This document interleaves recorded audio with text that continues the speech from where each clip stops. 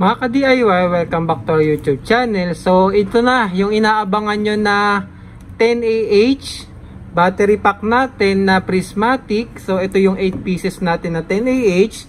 Gagawin ko na siyang battery pack. So ang gagawin ko 2P 4S mga ka-DIY. So parallel yan, parallel, and then isi-series natin. Ano ba ibig sabihin ng parallel? Ibig sabihin itong dalawang cell na to ay magka-connect yung positive nila at saka yung negative nila kasi parallel sila. And then naka-series kasi from negative naman pupunta dito positive mga ka-DIY. And then ganun din dito. From negative papunta sa positive and then negative papunta sa positive at yung dulo natin yung ating main negative. So ito hindi ko pa kinonect kasi ang gagawin ko kasing forma niyan mga ka-DIY ay paganyan. Hindi pa ganyan or hindi pa ganyan, pa ganito. Yan. Bakit ganyan mga ka-DIY? Kasi yung gagawin kong portable power station gamit itong ating 20AH na 12 volts battery pack. 20AH na sa kasi pinarallel natin mga ka-DIY eh. Etong case na to, ayan, yung dati nating ginawang portable power station. So kaya yan yung magiging forma natin. Ganito ko siya ilalagay sa loob mga ka-DIY. So ngayon ipe-prepare lang natin yung battery pack. Tuturuan ko kayo ulit paano ikabit yan, yung BMS. And then sa part 2 siguro ituro ko naman paano natin gagawing power station to mga ka-DIY. So ayun na nga.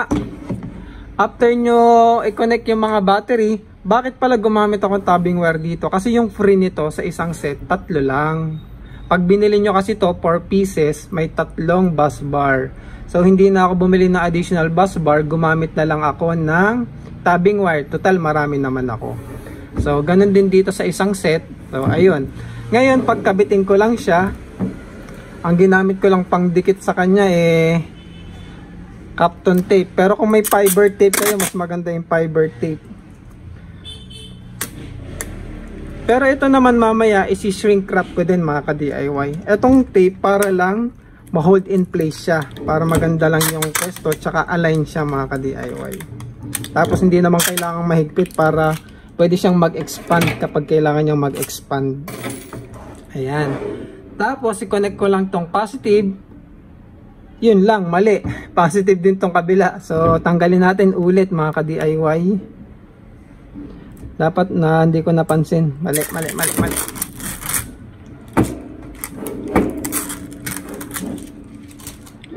So dapat dito sa kabila ay negative. Ayan. Negative at saka positive. Kasi dito ko papadaanin yung connection nila para series. So ulit. Hindi ko lang sure kung may stock pa nito kay Solar Dagupan ha. I-check nyo na mga ka-DIY kasi kung gusto nyo gumawa ng ganitong project, baka mamaya ubos na. Medyo hindi kasi common itong ganitong battery. Walang ibang seller akong nakita bukod kay Solar Dagupan. So kung saan siya mabibili, i-check nyo na lang yung link sa video description. So nilalagay ko naman lagi yung link dyan mga ka-DIY. Yun na lang yung gamitin yung link kasi meron tayong small commission dyan. So pwede natin magamit sa ating mga giveaway. So positive at negative. So i-connect natin tong dalawa para matapos na natin yung ating 12 volts na series mga ka-DIY.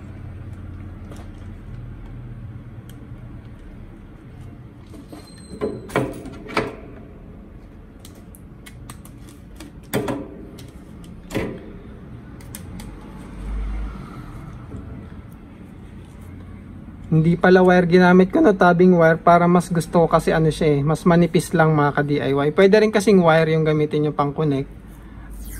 Ako since meron naman akong tabbing wire, yun na lang yung ginamit ko.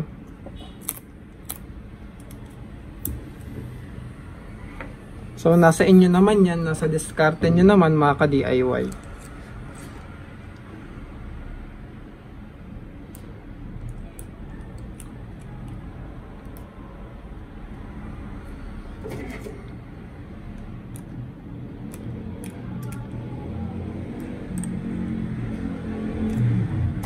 Nagpo-post din pala ako sa TikTok mga ka-DIY ha. Pwede nyo akong hanapin DIY Pinoy sa TikTok ha. Nag-share din po tayo ng mga maiiksing video dyan, mga DIY project din. Baka sakaling mapakinabangan nyo. Baka kasi yung iba hindi ko na napopost dito sa YouTube. Kasi medyo maiiksi yung mga yun. Baka lang magamit nyo. Halimbawa, may nireview akong item. Check nyo na lang din sa TikTok ni DIY Pinoy, mga ka-DIY. So, pwede nyo tong gawing dalawa, pero pwede namang isa lang. Small application lang naman to. Kayang-kaya na nitong bus bar na to, mga ka-DIY, yung current na dadaloy dito. So, kahit isa lang, okay na. Ngayon, ito na yung ating main positive at main negative. So, i-measure natin yung voltahe. So, since naka 4S tayo, dapat meron na tayong nasa 13 mahigit na voltage kasi full charge tong mga battery na to eh. So, negative at positive. So, ayan, meron tayong 1467. So, okay na. Naka 4S, 2P na yung ating battery pack, mga ka-DIY.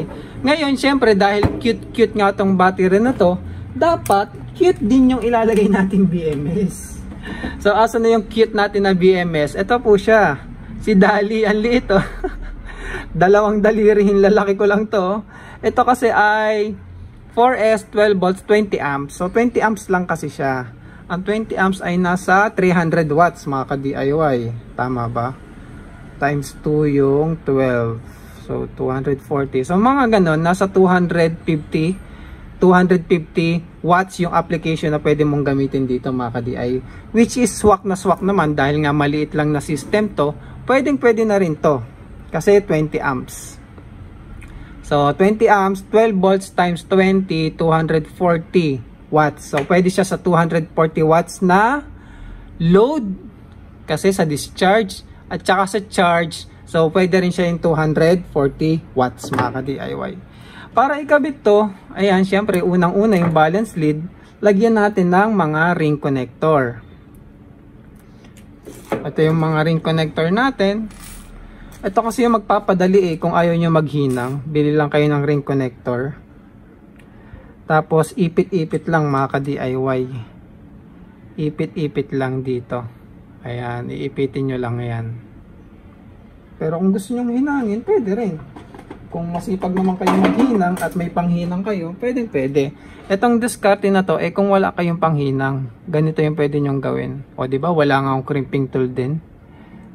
Diba, diskarte lang yan, mga ka-DIY. Ito naman, hindi naman malaking current yung dadaloy dito. Ano lang, small current lang. Balance, sensing current lang yung dadaloy dito, mga ka-DIY, sa ating balance lead. So, pwede mong i-crimp ng mahigpit dito. Kaya ba? Kung merong crimping tool, mas maganda. Kung wala, ay pwede na rin to. O kaya, plais, mga ka-DIY. So, connected na yan. Bali 5. So, tirahin nyo na yung 5. Kasi 5 to.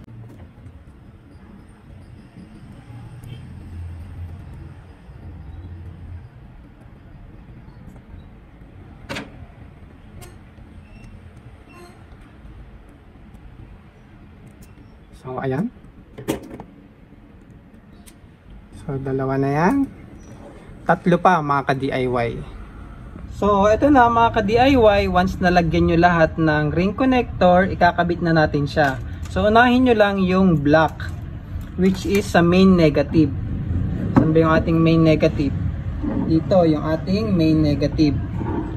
So, ilagay lang natin dyan. So, kaya hindi ko pa ito hinihigpitan ng todo kasi nga magkakabit pa tayo ng balance lead. May ako nahihigpitan yung mga bolt niya, mga ka-DIY. Tapos susunod naman, yung pangalawa na linya is ito, yung red ay sa kabilang side. So, ito. Siyempre negative, tapos susunod na ito yung B1 natin, mga ka-DIY.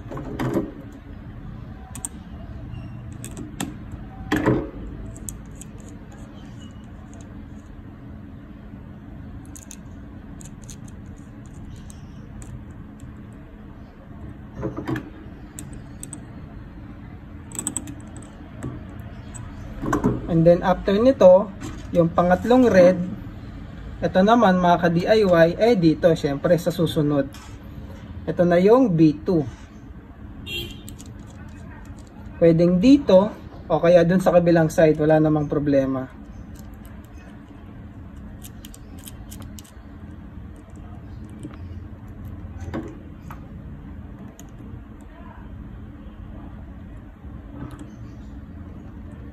Ayan. Susunod ay B3 mga ka-DIY. Ito na. Ito na yun yung pangatlong red. So, sa kabilang side naman yon. So, ito connected na to. Dito naman sa susunod mga ka-DIY.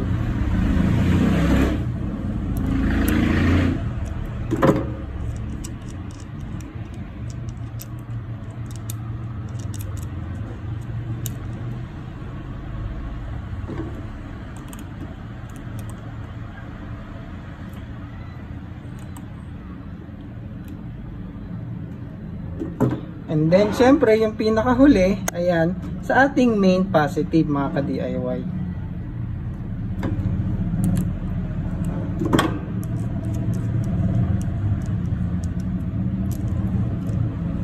Tapos, ikakabit na natin to sa ating BMS.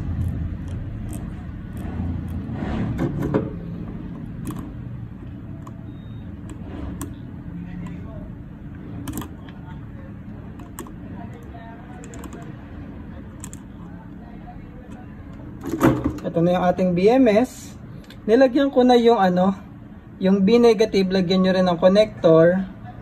10 amps siguro or 20 amps. So, depende kung anong meron. Ako kasi ito na lang yung available. So, try ko na lang muna to. Pero dapat 20 amps mga ka-DIY or 10 amps na terminal lag. So, ito yung i-connect natin sa battery. Nakalagay naman sa kanya is negative B. So, dito yan sa ating main negative.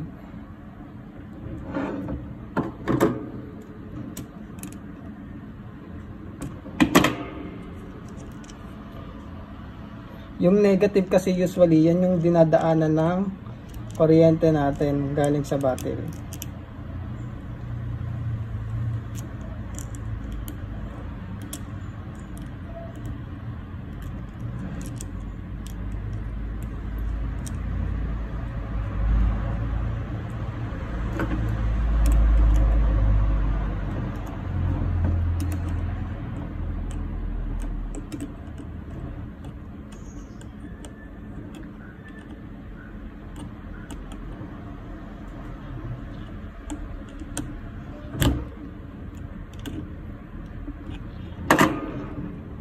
So, ayan na siya. So, nakabit na natin yung negative B. And then, ikakabit na natin yung balance lead mga ka-DIY. So, ayan. So, ito na yung ating negative side. At syempre, maglalagay tayo ng wire dito sa kabila para naman sa ating positive lead mga ka-DIY. Ayusin ko lang yung mga wire nito para mas malinis siya tingnan mga ka-DIY. So, ayan mga ka-DIY. Inayos ko lang yung mga wire para mas malinis tingnan. And then, nilagyan ko na rin yung ating main positive. So, ito na siya. Yan na lang yung lalabas sa atin. Isang negative at isang positive. Tapos, nakakabit na yung BMS. Tapos, isi-shrink wrap ko itong mga ka-DIY para mas malinis tingnan. Check natin yung voltage. Dapat ang makuha natin paglabas ng BMS ay the same nung kanina. Nasa 14 mahigit.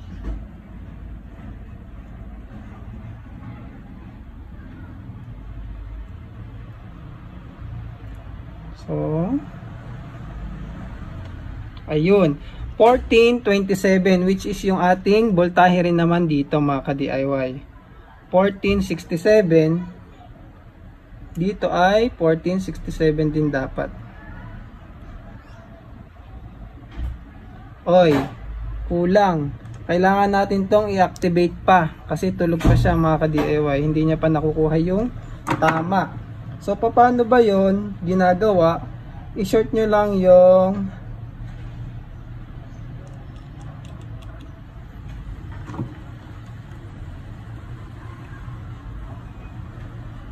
(1467)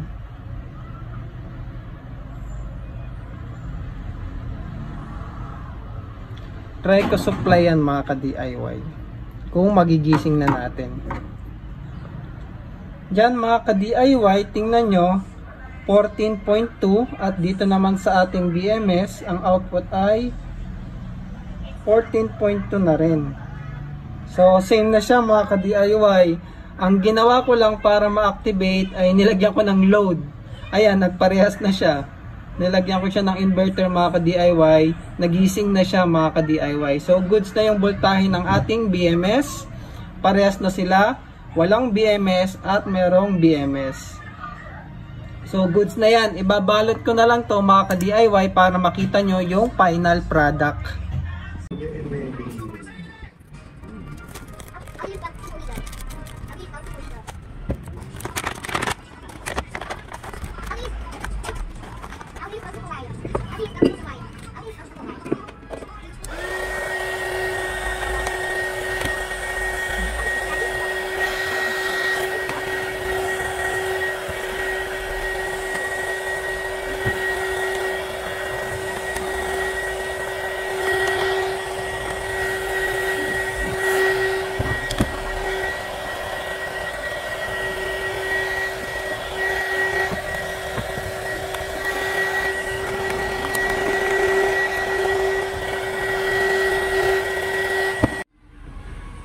So, ayun mga ka-DIY, tapos na natin ang ating battery pack. Ayun dyan yung BMS.